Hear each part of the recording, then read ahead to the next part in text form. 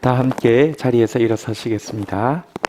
살아계신 하나님께 마음 드려 경배하며 나가시겠습니다.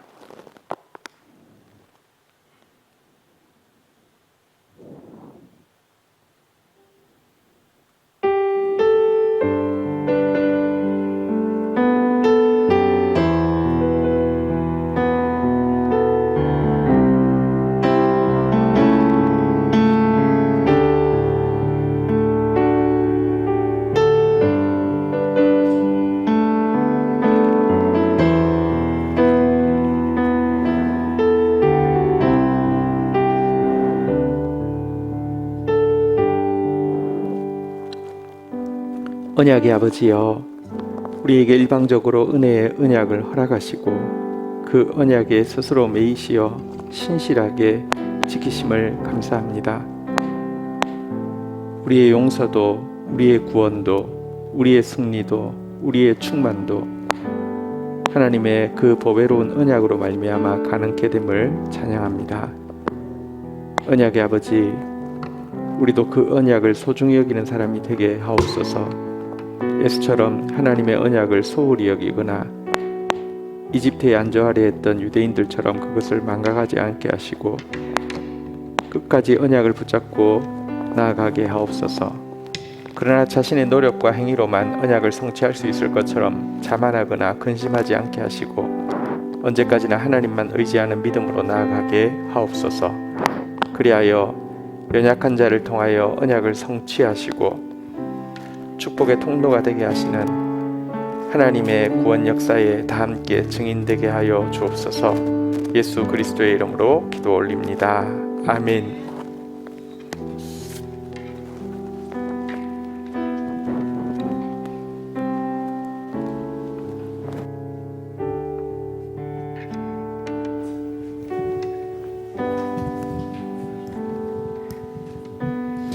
예배 자리에 나오신 성도님 여러분들 환영하고 축복합니다. 이 시간 저희 앞에, 옆에, 뒤에 세 분씩 인사하도록 하겠습니다. 안녕하세요. 네, 온라인 예배로 참석하시는 분들도 채팅으로 인사해 주시면 좋을 것 같습니다. 오늘 혹시 무슨 날인지 아시나요? 네, 개천절입니다. 10월 3일 개천절이고요. 네, 우리나라가 세워진 것을 기념하여서 만들어진 국가 공휴일인데 우리의 진정한 나라인 하나님 나라를 좀 생각을 해보게 됐었어요. 마침 또 하나님의 나라에 대해서 얘기할 때 우리가 또 하늘에 대해서 얘기를 많이 하는데 그 하늘보다도 높고 그 하늘보다 바다보다 넓으신 하나님의 사랑을 좀 생각을 하면서 이 시간 우리 예배 가운데 나갔으면 좋겠다라는 마음 가지고 이 예배에 올라왔습니다. 이 시간 우리 함께 하늘 위에 주님밖에라는 찬양 함께 찬양하실 텐데요. 계신 곳에서 기쁜 마음으로 함께 찬양해 주시면 좋겠습니다. 이 시간 함께 찬양하시면서 나아가겠습니다. 주는 나의 힘이요, 주는 나의 힘이요, 주는 나의 힘이요, 영원히 주를 의지하리. 주는 나의 힘이요, 주는 나의 힘이요, 주는 나의 힘이요, 영원히 주를 의지하리. 영원히. 우리 처음부터 한번 찬양하겠습니다. 하늘 위에 주님밖에. 하늘 위에 주님밖에 내가 사모할 자 이 세상에 없네. 내가 사모할 자 이 세상에 없네. 내 맘과 힘은 믿을 수 없네. 오직 한 가지 그 진리를 믿네. 주는 나의 힘이요, 주는 나의 힘이요, 주는 나의 힘이요, 영원히 주를 의지하. 주는 나의 힘이요, 주는 나의 힘이요,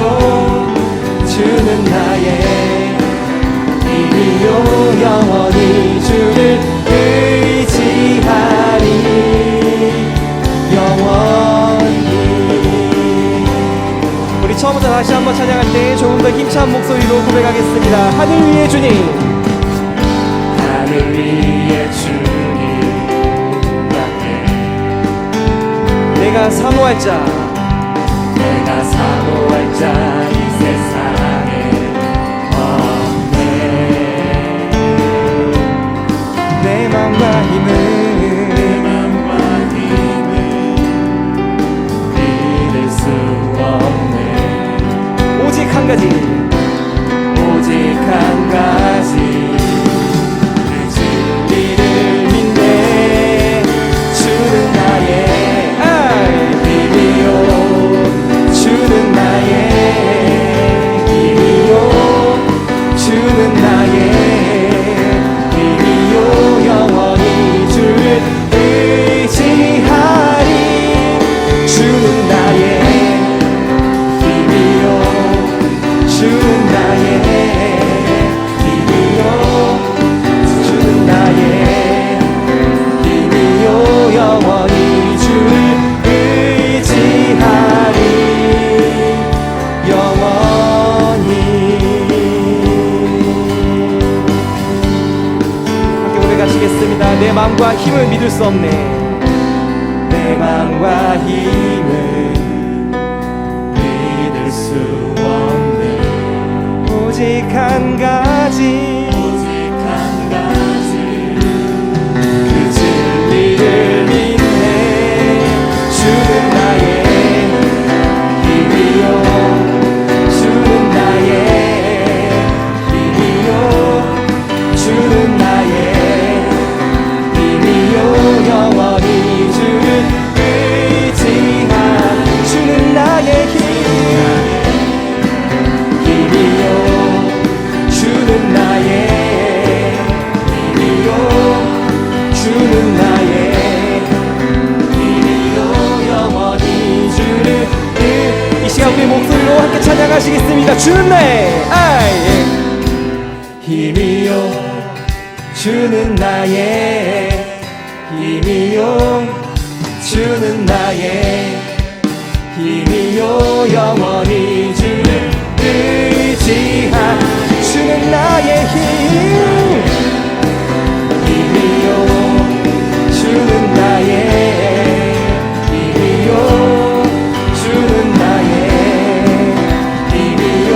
영원히 주를 의지. 우리 마음으로 고백합시다. 주를 의지하리, 주를 의지하리, 의지하리. 주를 의지하리. 영원히. 아멘.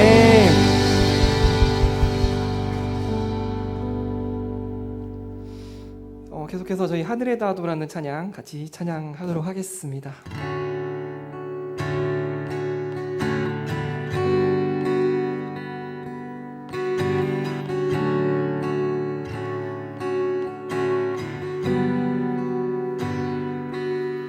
같은 길에서 다른 계절을 만나고 기쁨 슬픔 반복되는 모든 시간 속에서 주님을 바라보네.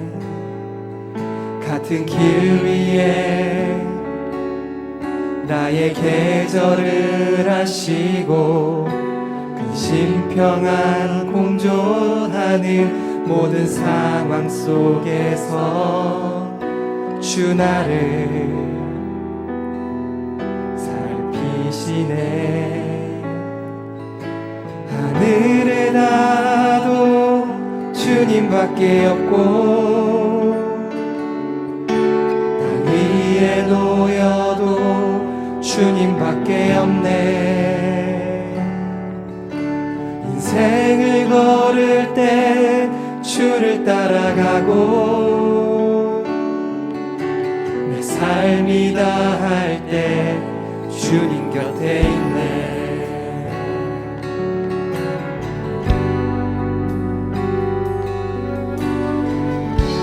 처음부터 다시 한번 찬양하시겠습니다. 같은 길에서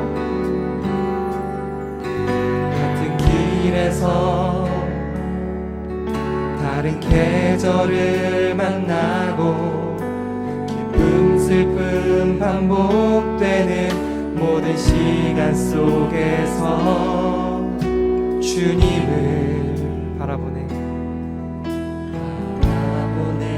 같은 길 위에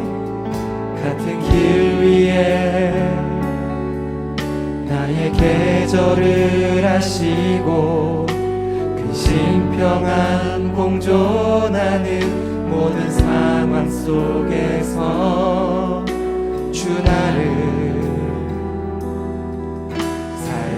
살피시네. 하늘에 닿아도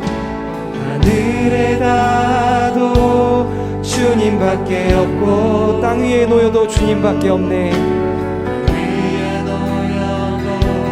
주님밖에 없네. 우리의 인생을 걸을 때 주를 따라가고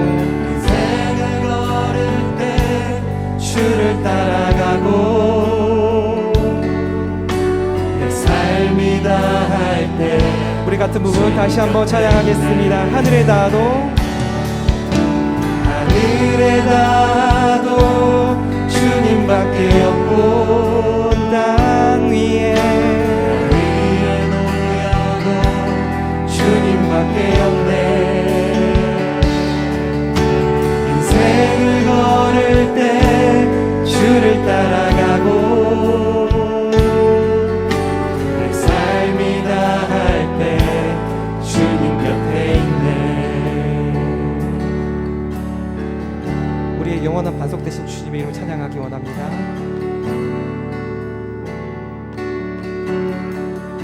함께 찬양하겠습니다. 몸과 마음 사그라져도 주는 나의 영원한 반석. 몸과 마음 시들어가도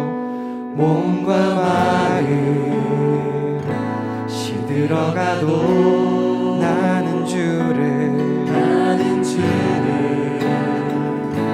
놓지 않으니. 몸과 마음 사그라져도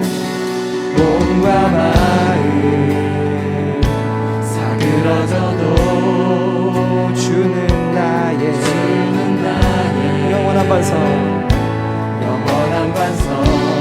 몸과 마음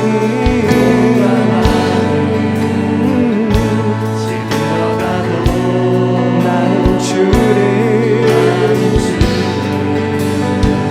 우리 마지막으로 다시 한번 고백하겠습니다. 몸과 마음 사그라져도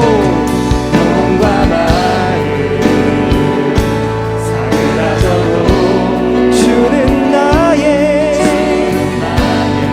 영원한 반석. 몸과 마음 시들어가도 계속해서 찬양하시겠습니다. 고백하시겠습니다. 하늘에 닿아도 주님밖에 없고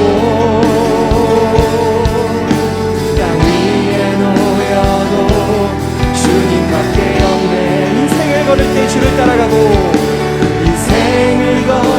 때 주를 따라가고 내 삶이다. 우리 마지막으로 다시 한번 고백하고 주 앞에 나아가도록 하겠습니다. 하늘에 닿아도 주님밖에 없고 땅 위에 놓여도 주님밖에 없네. 인생을 걸을 때 주를 따라가고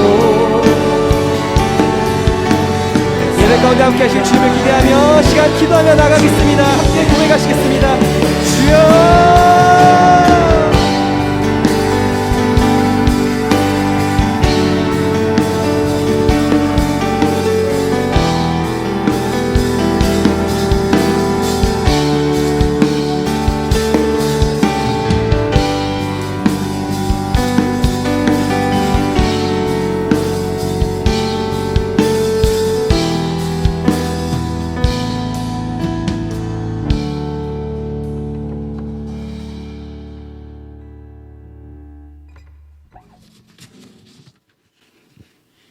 사랑이 풍성하신 하나님 감사합니다. 한결같은 사랑으로 저희를 돌보아 주셔서 한 주간의 삶 가운데서도 주를 향한 마음을 잃지 않고 다시금 주님 전에 나와 예배드리게 해주시니 감사합니다.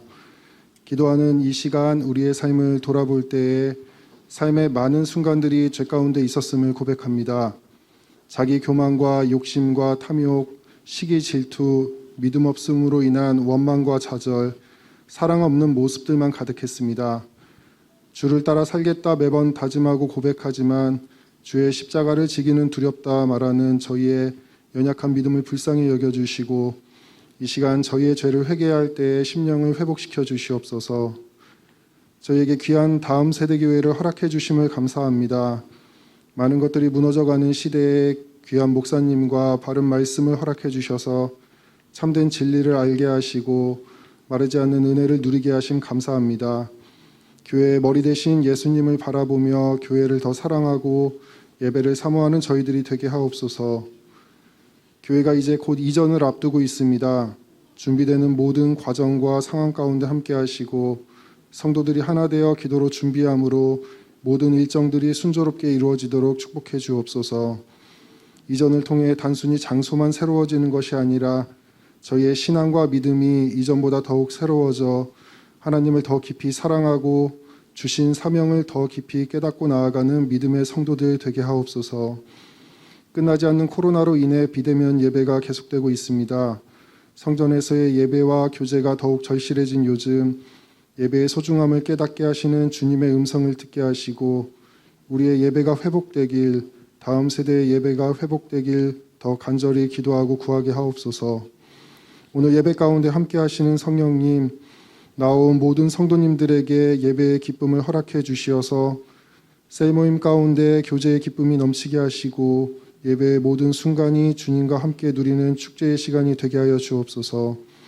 예배에 헌신하시는 모든 분들에게 은혜와 축복을 더하시고 귀한 통로로 세워주신 목사님께 성령 충만한 은혜를 더하여 주시어서 흘러나오는 말씀이 저희 마음밭을 새롭게 하고 자라게 하고 열매 맺게 하는 귀한 은혜의 말씀이 되게 하옵소서.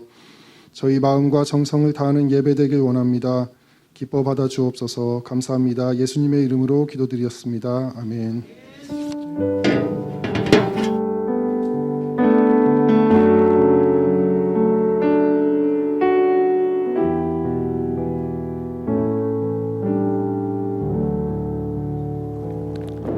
오늘 저희 공동체에 주시는 하나님 말씀 크게 받는 마음으로 다 함께 자리에서 일어서시겠습니다.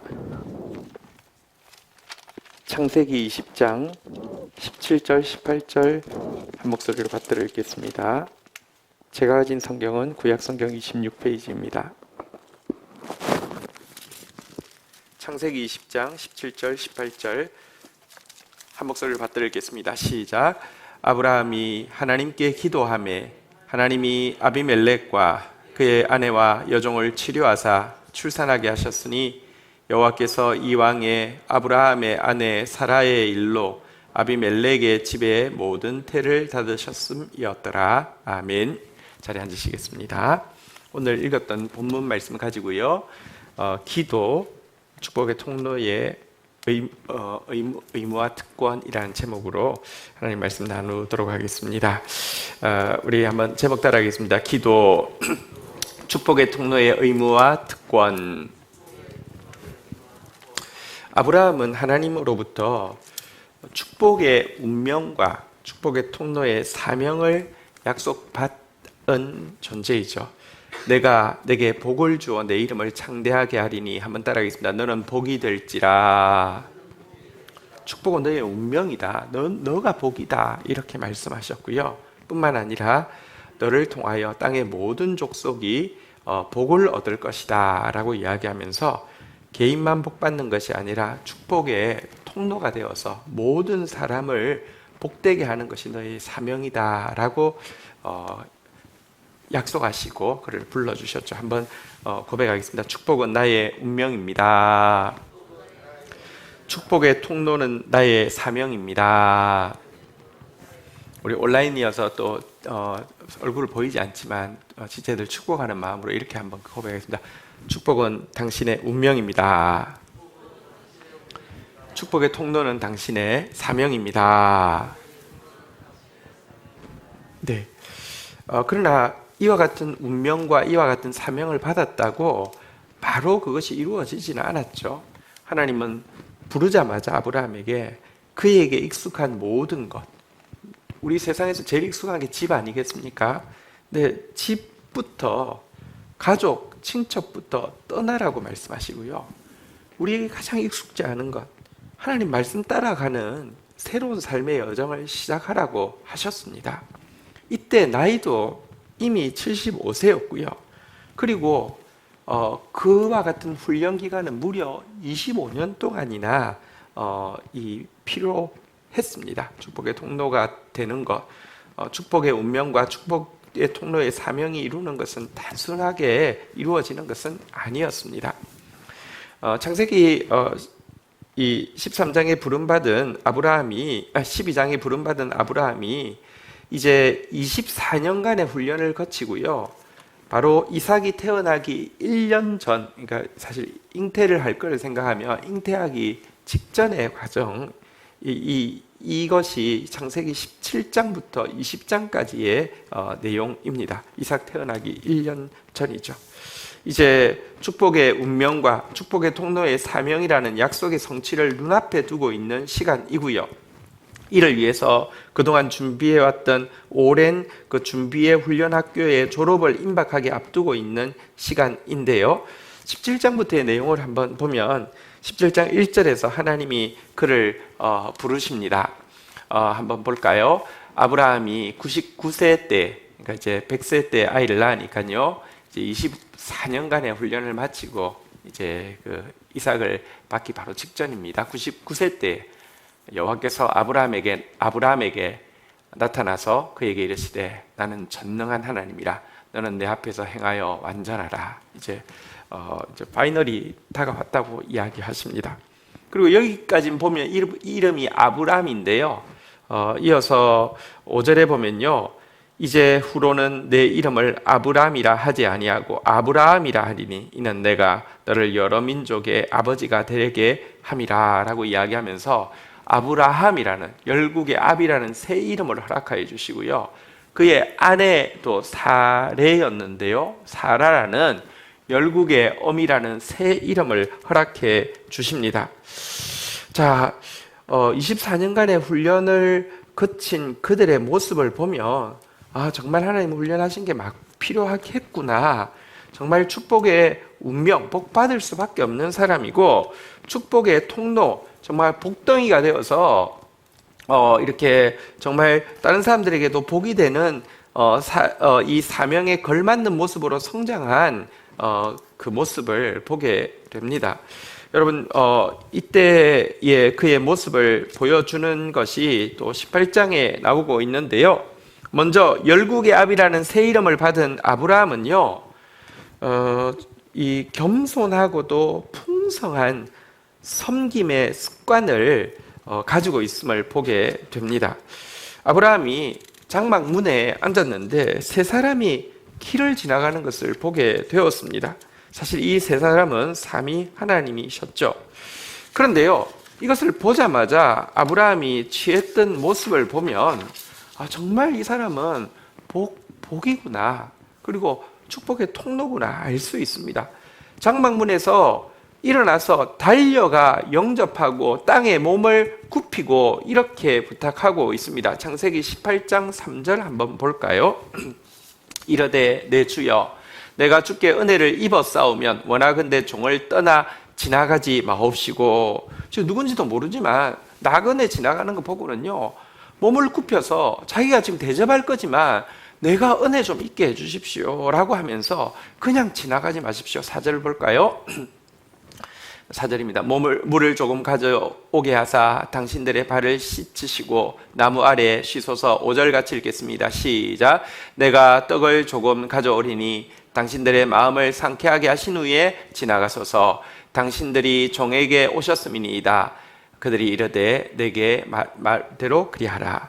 여기 보면 참 섬김이 몸에 배어 있고요. 또 이 섬김에서 그의 태도가 얼마나 겸손한지를 보여줍니다. 축복의 통로가 되려고 하면 일단 섬김이 몸에 배어야 합니다. 어떤 사람은요, 정말 섬김이 몸에 배어 있는 사람이 있는가 하면 평생을 교회 다녀도요, 한 번도 제대로 섬겨보지 못한 사람이 있습니다. 그리고 제대로 섬긴다는 것은요, 내가 섬겨줄게는 제대로 섬기는 게 아닙니다.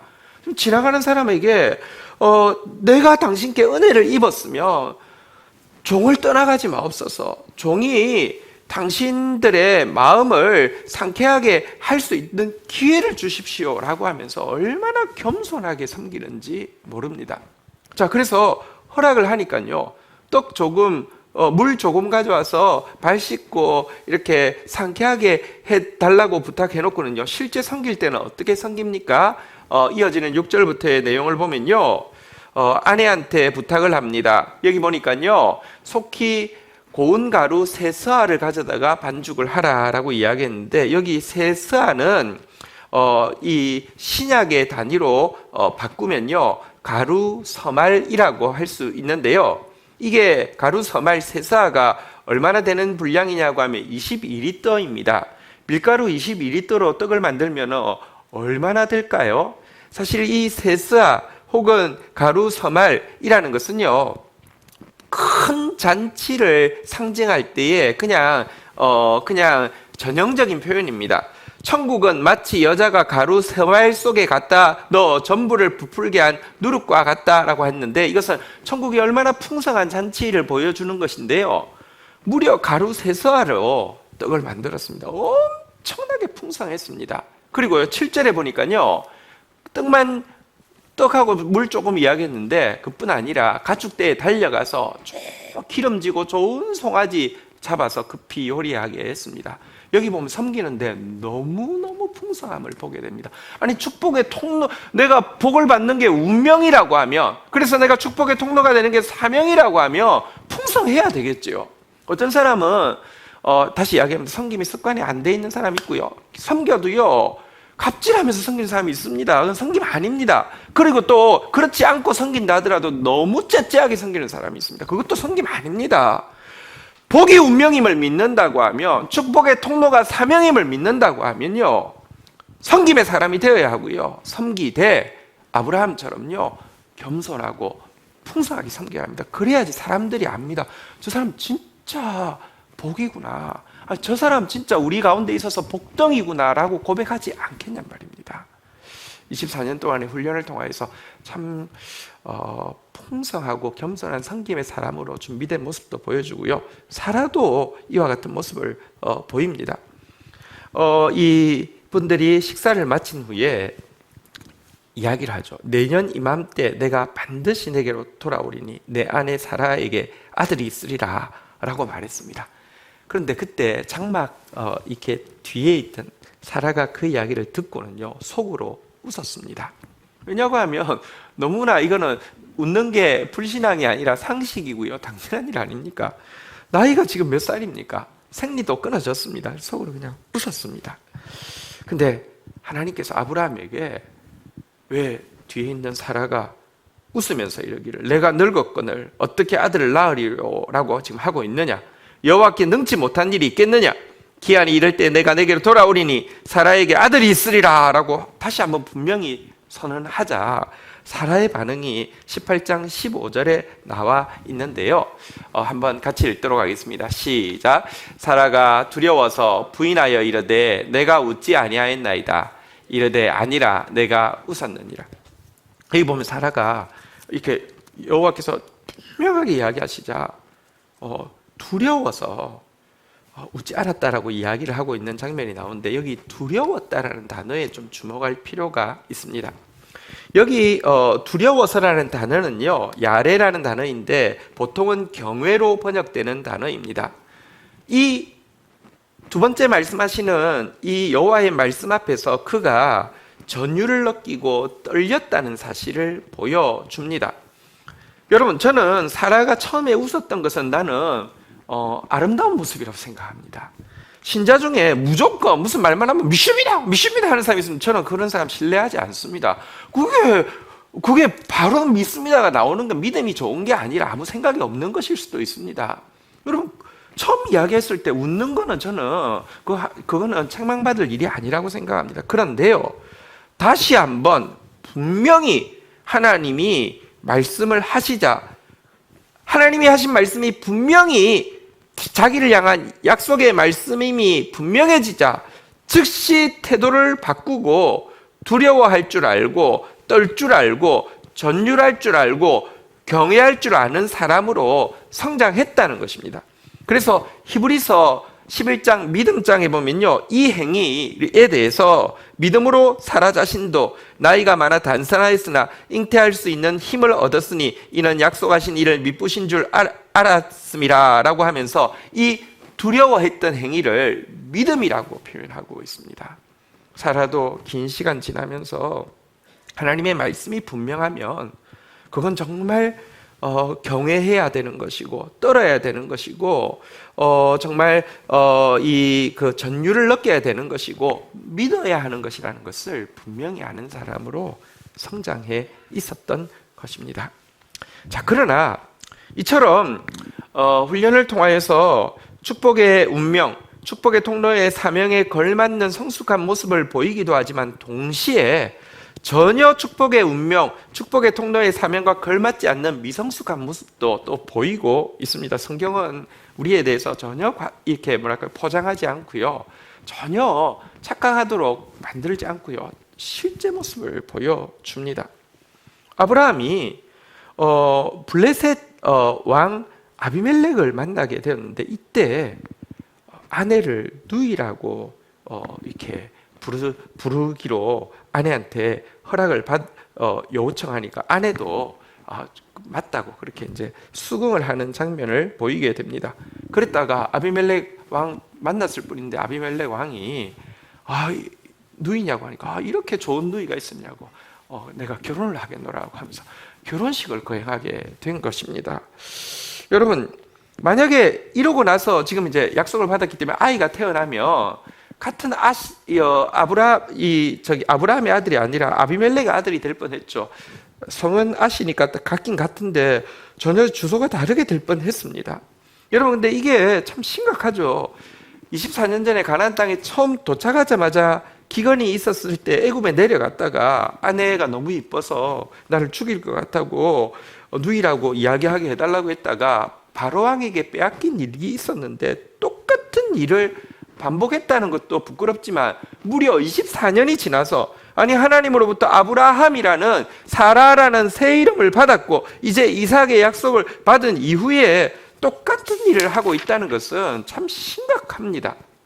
그날 밤 곧 아비멜렉과 사라가 결혼식을 하고 첫날 밤을 가지게 되는 그날 밤 혼자 집에 남아 있었던 아브라함의 심정은 어떠했을까요? 정말 자신이 축복의 운명을 받은 사람이라고요? 축복의 통로를 사명을 받은 사람이라고요? 자기는 도저히 자격이 없어서 자포자기하고 싶고 절망하고 싶은 밤이었을 것입니다. 여기서 한 가지 우리가 알아야 되는 거 있습니다. 우리가 하나님의 때가 이르게 되어서요, 약속이 이루어지게 될 때에 그 졸업은 은혜로 졸업하는 것이지 자격으로 졸업할 수 있는 사람 아무도 없다는 사실입니다. 하나님의 때도 은혜로 찾아오고요, 그 하나님의 약속도 은혜로 성취되어지는데 그때 진실한 사람의 고백은 은혜였다는 말 외에는 할 말이 없습니다. 얼마나 부끄러웠겠습니까? 얼마나 절망스러웠겠습니까? 물론 하나님은요, 그가 절망스럽다고, 그가 자포자기하고 싶다고, 야 너만 자포자기하고 싶냐, 내가 더 하고 싶다고 하고는 버리지 않았습니다. 그날 밤에 역사하셨고요, 아비멜렉에게 찾아와서 네가 데려간 이 여인으로 말미암아 네가 죽으리라, 그는 남편 있는 여자라, 이렇게 말씀하셨죠. 아비멜렉이 두려움에 사로잡혔지만 항변했습니다. 하나님, 저는 아직 이 여인을 가까이 하지도 않았습니다. 그리고 아브라함이 자기 누이라고 말해서 결혼한 것입니다. 나쁜 마음이 아니라 호의로 그녀를 아내로 맞이한 것입니다. 여러분, 나이가 할머니가 이쁘면 얼마나 이쁘겠습니까? 그냥 호의로 맞이한 것입니다 라고 이렇게 항변을 하죠. 하나님 말씀하십니다. 나도 다 안다고, 그리고 네가 순수한 마음으로 그랬기 때문에 너가 범죄하지 않도록 그 아내를 사라를 취하지 않도록 막아준 이도 나라고 이야기를 하면서, 그런데 이상한 이야기를 하십니다. 아비멜렉에게 창세기 20장 7절 한번 같이 읽도록 하겠습니다. 같이 읽겠습니다. 시작. 이제 그 사람의 아내를 돌려보내라. 그는 선지자라. 그가 너를 위하여 기도하리니 내가 살려니와 내가 돌려보내지 아니하면 너와 내게 속한 자가 반드시 다 죽을 줄 알지니라. 그를 선지자라고, 뭐 달리 이야기하면 그가 제사장이라고, 그가 축복의 통로라고 이야기하면서 돌려보내라. 그리고 그가 너를 위해서 기도해야지 네가 산다라고 이야기합니다. 여기 나온 기도라는 단어는 성경에서 최초로 나온 단어입니다. 기도가 처음 사용되어진 용례는 이때 사용되어졌습니다. 여러분, 그가 기도해야지 너가 산다는 것입니다. 아비멜렉은 사실 이제 하나님 말씀 마치고 나서는 아브라함을 불러서 이야기합니다. 네가 무슨 억한 심정이 있어서 나한테 이렇게 했느냐, 서운한 마음을 표현합니다.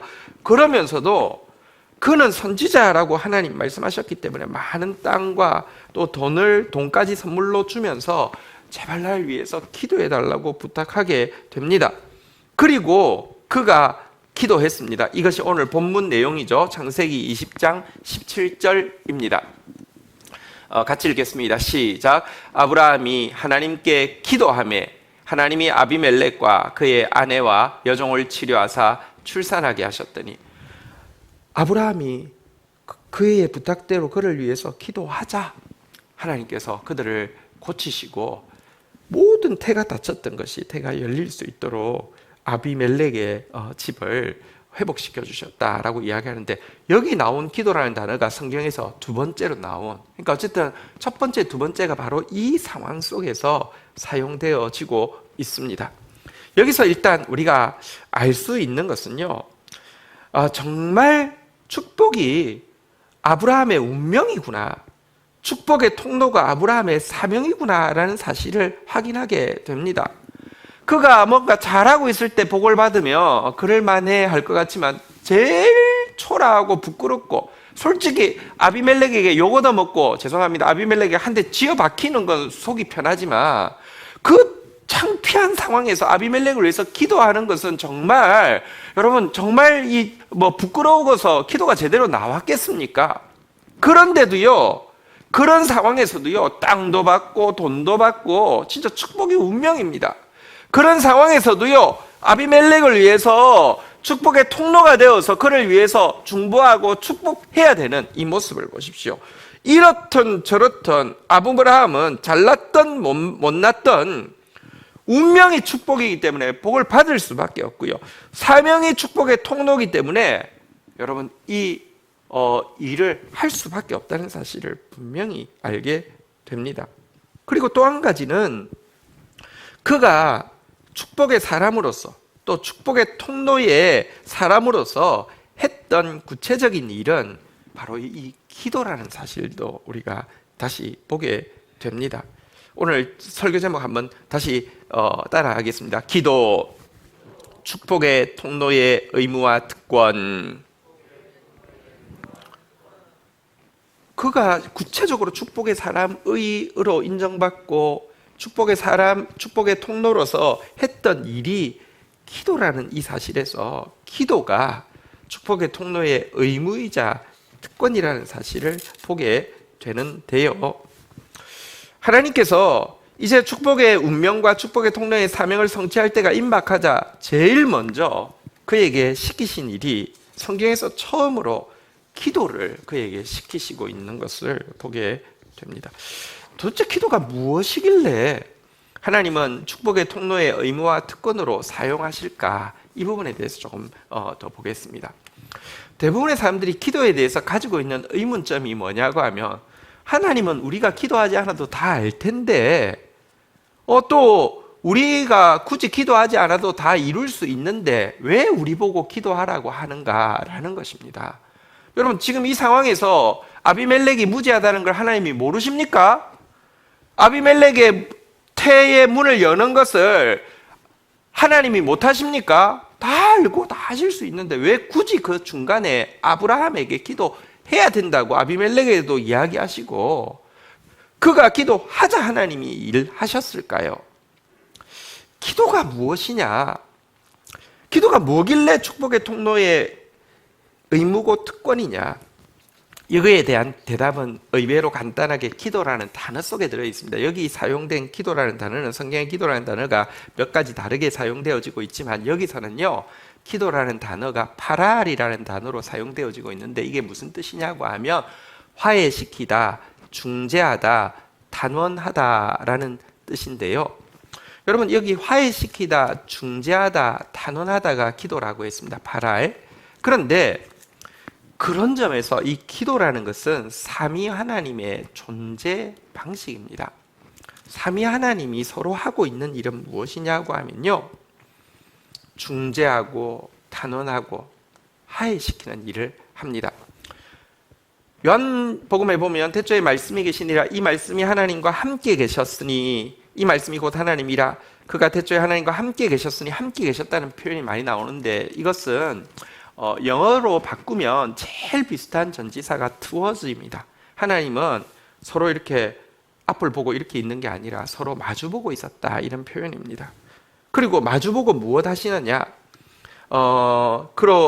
만물이 그로 말미암아 지은 바 되었으니 지은 것이 하나도 그가 없이 된 것이 없으니라라고 하면서 말미암아라는 표현이 나오는데, 이 말미암아라는 표현도 영어로 전치사로 바꾸면 through에 제일 가깝습니다. 서로 마주보고는요, 서로가 서로를 통해서 일한다는 것입니다. 무슨 말이냐고 하면, 삼위 하나님께서는요, 성부 하나님께서 뜻을 정하시면 성자 예수님께서 그 뜻을 위해서 중재하시고 성령 하나님께서 그 뜻을 위해서 일하시게 되고요. 반대로 성령께서 우리를 위해서 탄원하시면 예수님께서, 성자께서 우리를 위해서 중재하시고 성부께서 뜻을 돌이켜 우리와 화해하시는 일을 합니다. 이처럼 삼위 하나님은 계속 대화하면서 그 대화의 내용이 탄원하기도 하고 또 중재하기도 하고, 그래서 화해하는, 이것이 삼위 하나님의 존재 방식입니다. 그래서 삼위 하나님의 존재 방식을 간단하게 이야기하면 기도라고 할 수 있습니다. 바로 이 파랄의 기도를 우리에게 부탁하신 것은 우리로 하여금 영광스럽게도 삼위 하나님의 대화와 삼위 하나님의 동력에 참여시켜 주시기를 원하신다는 뜻입니다. 우리가 정말 축복의 사람이라고 하면 복의 근원이신 하나님의 존재 방식에 동참하게 되는 것이고요, 우리가 정말 축복의 통로라고 하면 바로 이 하나님의 대화와 하나님의 동력에 동참하게 하신다는 것입니다.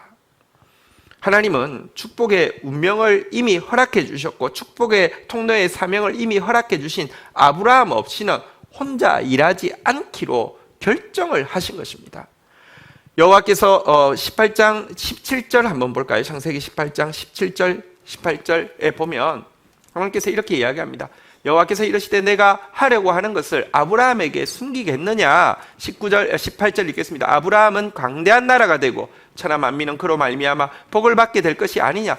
그가 복의 운명이 분명하고 그가 축복의 통로의 사명이 분명하니 내가 어찌 내가 하려고 하는 이 일을 그에게 숨기겠느냐? 그는 나의 동력자다. 그는 나의 대화에 동참하는 자이다 라고 결정하셨기 때문에 그에게 기도를 명하고 있는 것입니다.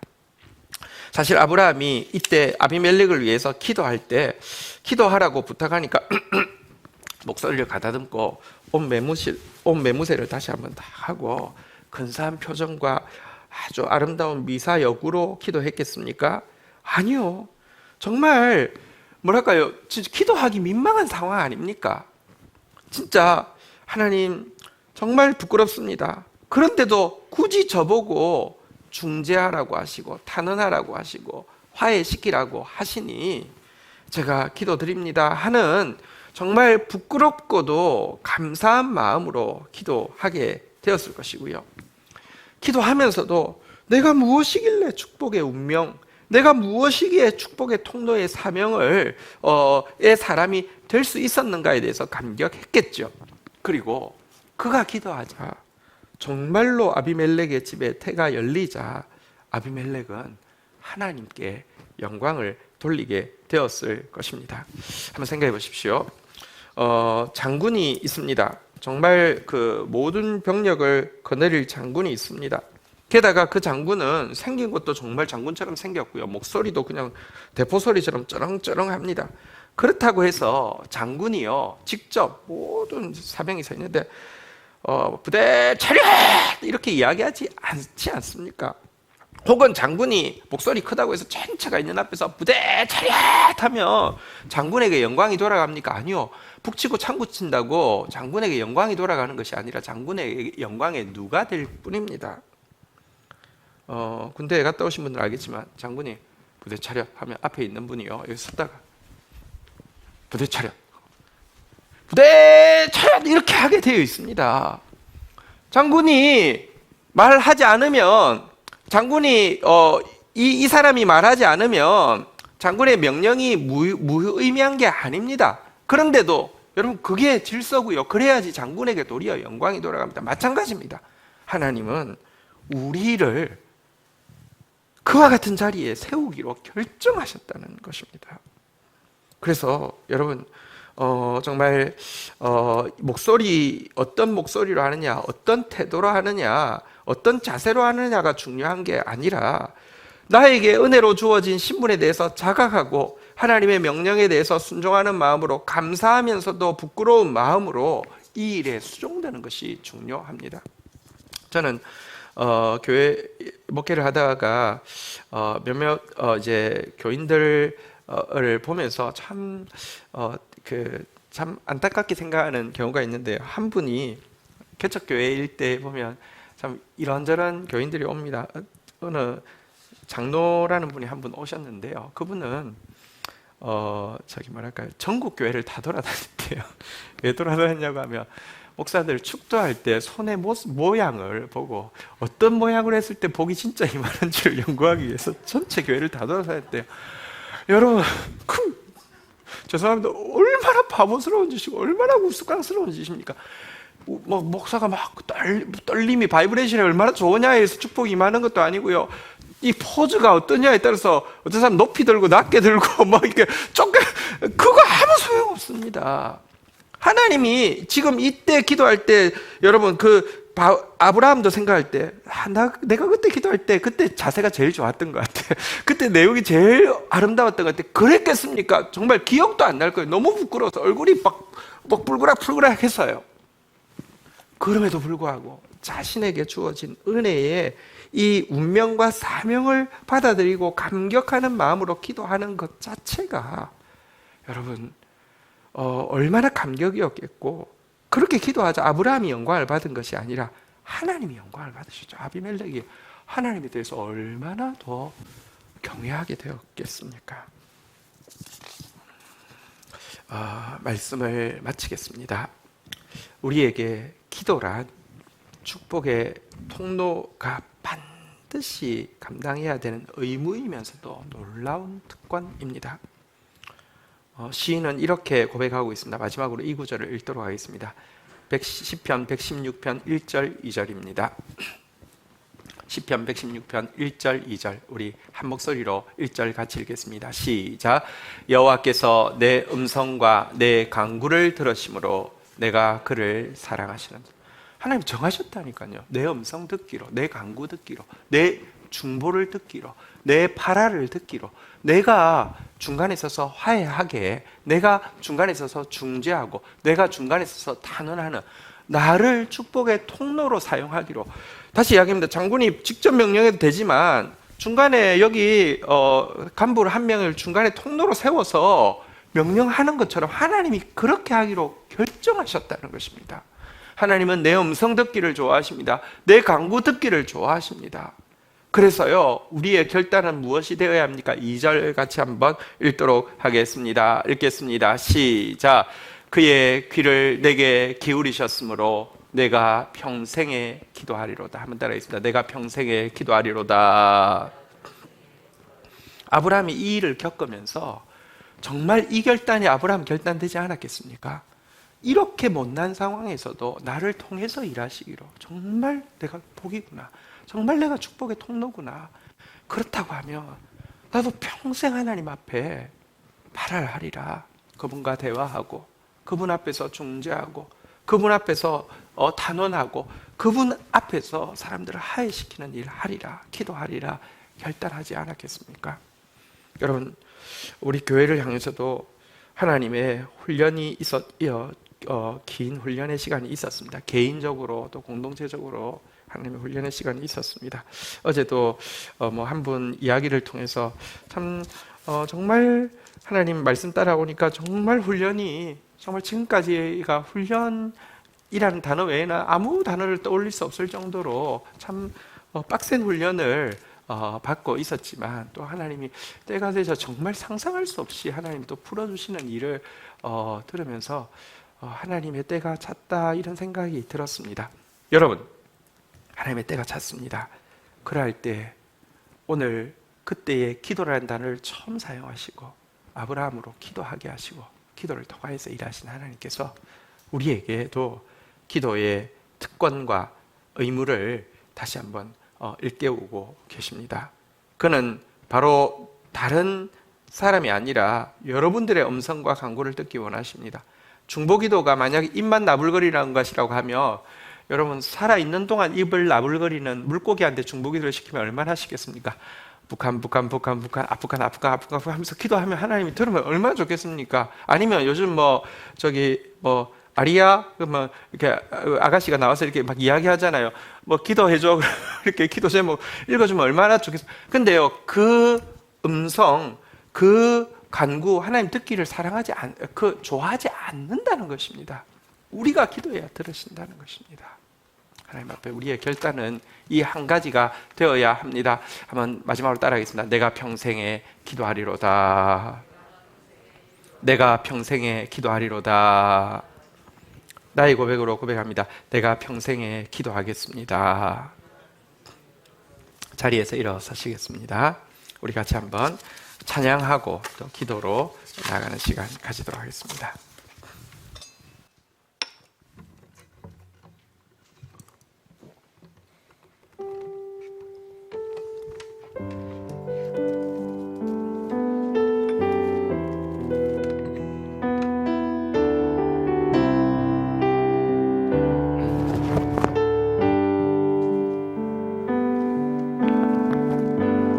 나의 기도하는 것보다 더욱 응답하실 하나님, 나의 생각하는 것보다 더욱 이루시는 하나님, 우리 가운데 역사하신 능력대로 우리들의 간구함에 넘치도록 능히 하실 주님께 모든 영광과 존귀 찬양과 경배를 돌릴지어다.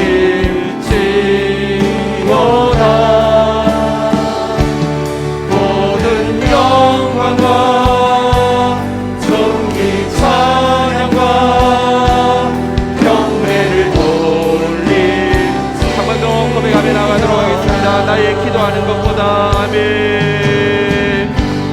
나의 기도하는 것보다 더욱 응답하실 하나님, 감사합니다. 나의 생각하는 것보다 더욱 이루시는 하나님,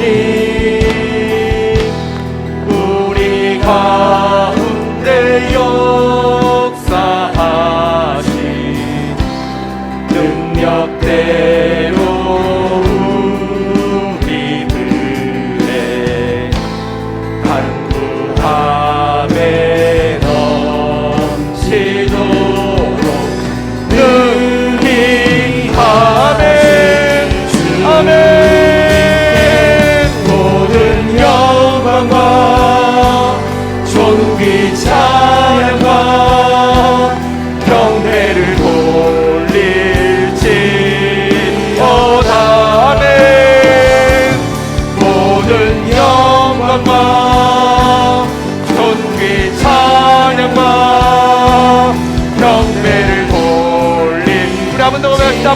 영광과 아멘. 우리를 축복의 운명으로 모든 영광과 축복의 통로의 사명으로 삼으신 주님을 찬양합니다. 우리가 기도하는 것을 기뻐하시고 우리의 기도를 통하여서 일하시기로 결정하신 주님을 찬양합니다. 아멘. 모든 영광 주님께 올려드립니다. 모든 존귀 모든 찬양 주님께 올려드립니다. 아멘. 아멘. 아멘. 자리에 앉으시겠습니다. 우리 같이 한번 기도하는 시간 가지도록 하겠습니다. 하나님이 우리를 불러내셨습니다. 축복의 운명자로서, 축복의 통로의 사명자로서. 그리고 연단하시고 이제 때가 찼다고 여러 가지를 통하여서 말씀하고 있습니다. 때가 찬 아브라함의 모습 가운데 우리가 본받아야 될 모습도 본받아야겠고요. 또 그런 모습이 당연히 나와야 될 때 내가 막고 있다고 하면 회개하고 돌이켜야 되겠죠. 또 그럼에도 불구하고 하나님 은혜가 아니면 안 된다는 사실도 분명합니다. 다시 한번 은혜를 붙여주십시다. 그리고 특별히 축복의 통로의 운명과 사명 이루게 하기 위해서 주신 최고의 의무와 특권이 바로 이 기도라는 사실을 우리 보게 됩니다. 주님은 우리가 기도하지 않으면 일하시지 않기로 결정해 두셨습니다. 이것이 하나님의 영광이고 이것이 하나님의 은혜입니다. 그리고 우리가 기도하는 소리를 주님은 듣기를 기뻐하십니다. 내 음성 내 간구 들으시는 주님, 내게 귀를 기울이시는 주님 앞에 내가 평생 기도하겠습니다. 이후로 아브라함이 이때 이후로 정말 기도자로 세워진 것처럼 하나님, 내가 이때 이후로, 우리 교회가 이때 이후로 기도하는 교회로, 기도자로 세워지게 하여 주시옵소서. 우리 함께 주의 이름 고백하며 기도하는 시간 가지도록 하겠습니다. 기도하시겠습니다. 주여, 주여, 주여, 주여. 감사합니다. 감사합니다. 우리를 연단시켜 주신 것을 인하여서 감사합니다. 변화되어지게 된 것을 인하여서 감사합니다. 여전히 부끄럽고 너무 절망적이고 사포하게 하고 싶은 모습이 있는 것도 사실이지만 그럼에도 불구하고 은혜를 베풀어 주시는 주님 감사합니다. 우리를 어차피 축복의 사람으로, 우리를 어차피 축복의 통로의 사명자로 세워줄 것을 인하여서 감사합니다. 아버지, 그러한 사람으로서 해야 될 가장 중요한 의무가, 가장 놀라운 특권이 기도라는 사실을 오늘 보게 됩니다. 우리의 기도를 통하여서 중재하시고 우리의 단어를 통하여서 일하시고 우리를 통하여서 애시키시며 우리를 통하여서 축복하기로 결정하여 주신 주님, 우리로 하나님의 대화에, 우리로 하나님의 동력에 동참할 수 있는 특권을 허락하여 주신 주님, 주께서 나의 음성과 나의 기도를 들으시오니 내가 주님을 사랑합니다. 주께서 내게 귀를 기울이시오니 내가 평생에 기도하겠습니다. 내가 평생에 기도하겠습니다. 나의 간구하는 것, 나의 기도하는 것 넘치도록 담아여 주신 주님, 모든 영광, 모든 존귀, 모든 찬양 주님께 올려드립니다. 우리 공동체가 아버지 비친 공동체입니다. 우리 공동체가 복받은 공동체입니다. 하나님 평생 중보로 아버지 열방을 품고 열방의 아비로서, 열방의 어미로서 기도하는 공동체로 세워지겠사오니 하나님, 우리의 기도를 받아 주옵소서. 주여, 그런 하나님의 사람들로 다 세워질 수 있도록 은혜를 다하여 주시기를 간절히 간구하고 소원합니다. 우리 중보하는 시간 가지겠습니다. 나라와 민족을 위하여, 교회와 열방을 위하여, 구원받을 영혼, 믿지 않는 가족 구원 위하여, 치유받을 영혼, 회복될 영혼들 위하여, 미래 교회 주역될 우리의 소중한 다음 세대들을 위하여. 하나님 감사합니다. 이미 우리를 통하여 일하기로 결정하셨고 우리가 하나님 앞에서 감사하는 마음으로, 또 부끄러운 마음으로, 또 하나님께 영광 돌리는 마음으로 기도할 때마다 우리의 기도하는 것보다, 우리의 간구하는 것보다 넘치도록 응답하시고 넘치도록 일하시는 좋으신 아버지 하나님, 주께서 내 음성에 귀를 기울이시오니 주님, 내가 평생에 기도하겠습니다. 우리에게 기도의 의무와 특권을 허락하여 주신 주님 사랑하고 감사합니다. 예수 그리스도의 이름으로 기도 올립니다. 아멘.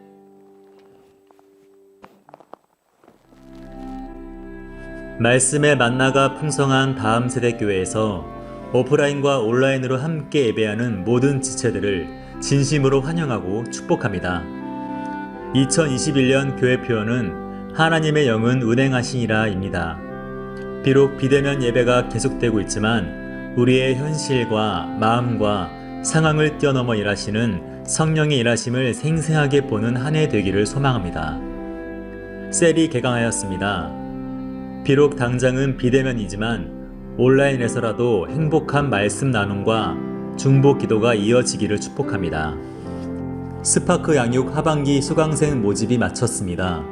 복음 마당반, 실천 마당반, 복음 리뷰반에서 함께하는 모든 분들에게 행복한 성장이 이루어질 수 있도록 중보해 주십시오. 교회 이전을 임박하게 앞두고 있습니다. 준비하는 모든 상황과 모든 마음들 가운데 하나님의 은혜가 넘치기를 간구합니다. 남은 기간 동안 함께 기도함으로 기쁨으로 입당할 수 있기를 기대합니다. 10월 정기 임직자 회의가 다음 주 2부 예배 후 1시 20분부터 줌에서 열립니다. 4.3분기 정기 재직회는 10월 둘째 주 같은 시간에 진행됩니다. 리더십과 재직자들의 많은 참여 부탁드립니다. 이번 주일 가정 예배는 환란날에 신자가 할 일 3가지입니다. 가정 예배 영상은 교회 유튜브나 홈페이지에서도 확인할 수 있습니다. 봉헌하겠습니다.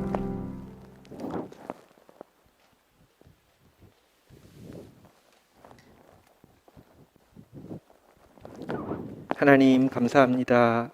당신이 친히 택하시고 축복의 사람으로 세우신 주의 백성들이 주님 앞에도 감사하면서 주님을 향한 믿음과 사랑과 헌신을 고백하게 해주시니 감사합니다.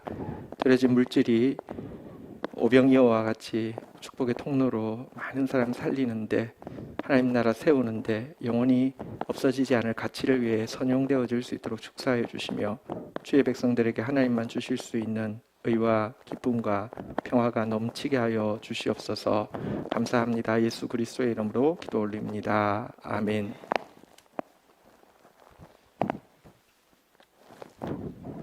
경건일기 발표 있겠습니다.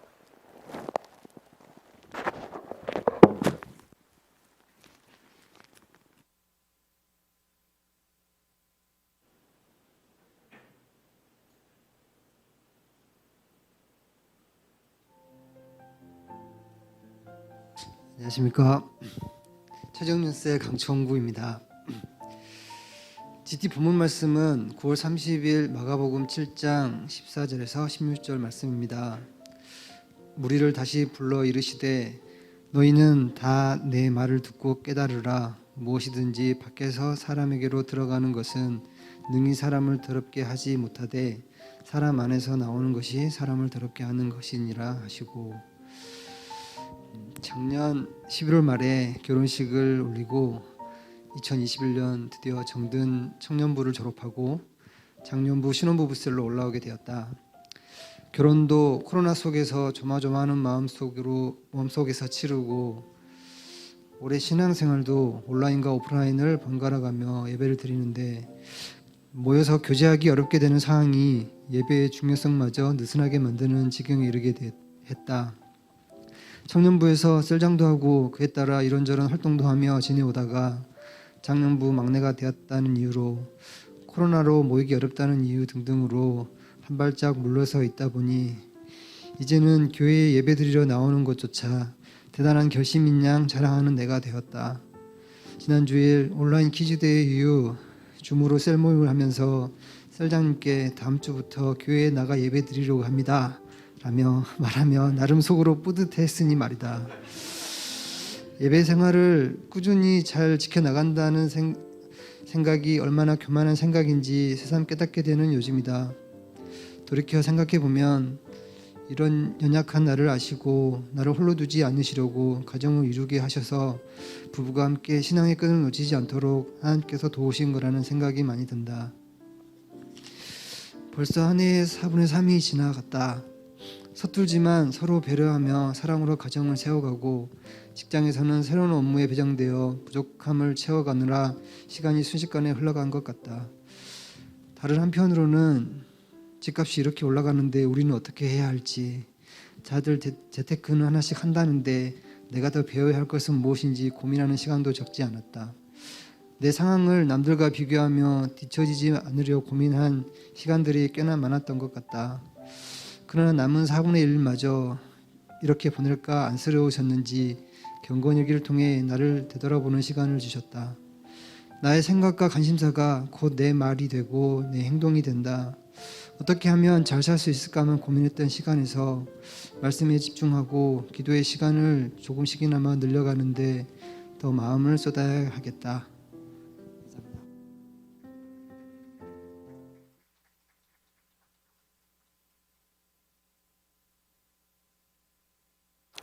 고맙습니다. 이렇게 우리 입으로 시인하는 게 되게 중요한데요. 셀장님 앞에 이제 현장 예배 드리겠다고 하고 게다가 경건일기를 통해서 전 교회에 그렇게 공부를 하고 또 무엇을 먹을까 마실까 입을까 모두 염려하는 세상 속이지만 좀 더 기도하고 좀 더 말씀 앞에 서서 좀 더 의미 있고 영원한 거 붙잡겠다고 하는 그 결심 하나님 또 축복하실 것입니다. 감사합니다. 우리 죄송합니다. 제가 마스크를 좀 닫겠습니다. 우리 교회 이전이 이제 임박했습니다. 특별한 일이 없으면 이 예배당에서 오늘을 제외하고 이제 4번 더 예배 드리고 나면 새로운 이제 예배당으로 가게 됩니다. 새로운 예배당은 이제 하나님께서 또 우리 공동체에 허락해 주신 곳이기 때문에 또 무조건 좋은 것입니다. 또 우리 성도들이 마음과 정성을 모아서 또 마련한 곳이기 때문에 무조건 좋은 것입니다.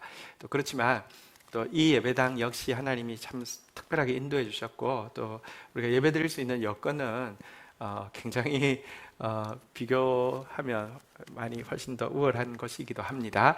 우리 남은 4주가 남았습니다. 주일 집회 4번, 금요 집회 4번이 남아 있습니다. 30명까지 가능하고 또 2부 같은 경우는 사실은 이제 거의 한 명도 없기 때문에 얼마든지 오셔도 사실은 괜찮습니다. 어쨌든 기도가 지금 많이 필요한 상황인데 내가 할 수 있는 대로 또 모여서 함께 기도했으면 좋겠고요. 임직자 회의가 1시 20분에 줌에서 있겠고요. 다음 주는 정기재직회가 있습니다.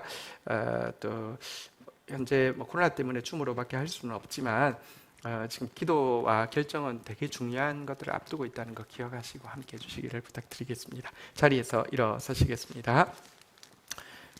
축도하겠습니다. 여호와는 내게 복을 주시며 나를 지키시기를 원하며 여호와는 그 얼굴을 내게 비추사 은혜 주시기를 원하며 여호와는 그 얼굴을 내게로 향하여 드사 평강 주시기를 원하노라. 주 예수 그리스도의 은혜와 아버지 하나님의 사랑과 성령의 교통하심이 너희 무리와 함께 계실지어다. 아멘. 감사합니다.